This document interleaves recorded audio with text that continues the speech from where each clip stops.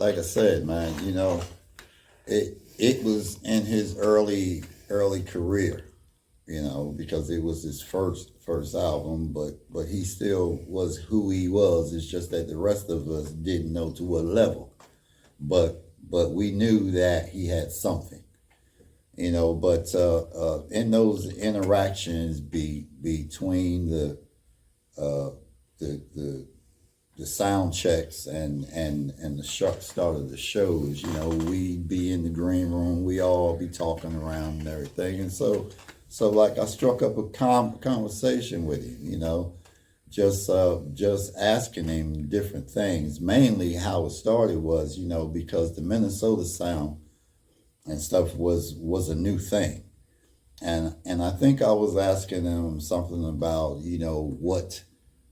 what went on in his mind to come up with this sound, like it was starting there, but through the conversations, like we started to get on the business of what we do. We're artists, we're musicians, we write songs, we record songs, we sign to a record deal and all this kind of things, and he just started talking about the business of the music, and he had my ear, because at that time I didn't know as much as he knew, and I've always been the type of person that when someone is speaking, especially when they're talking about something that I don't know about, I'm all ears. Right. I'm just listening,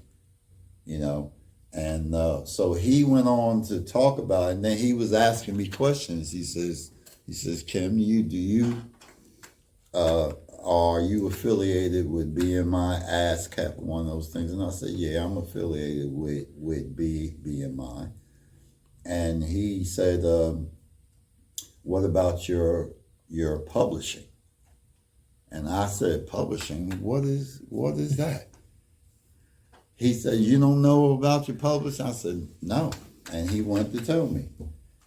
Basically what he was saying is that publishing to a musician is like a regular working person's pension.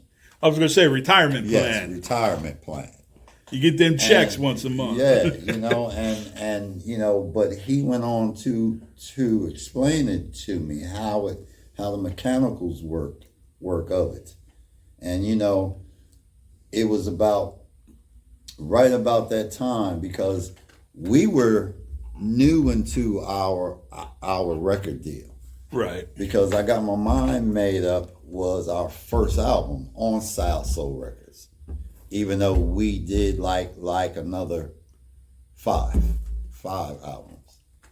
And from that point of having a conversation with him, because I'm a quick study, and it doesn't take me long to understand the mechanicals once the mechanicals are explained to me. Right.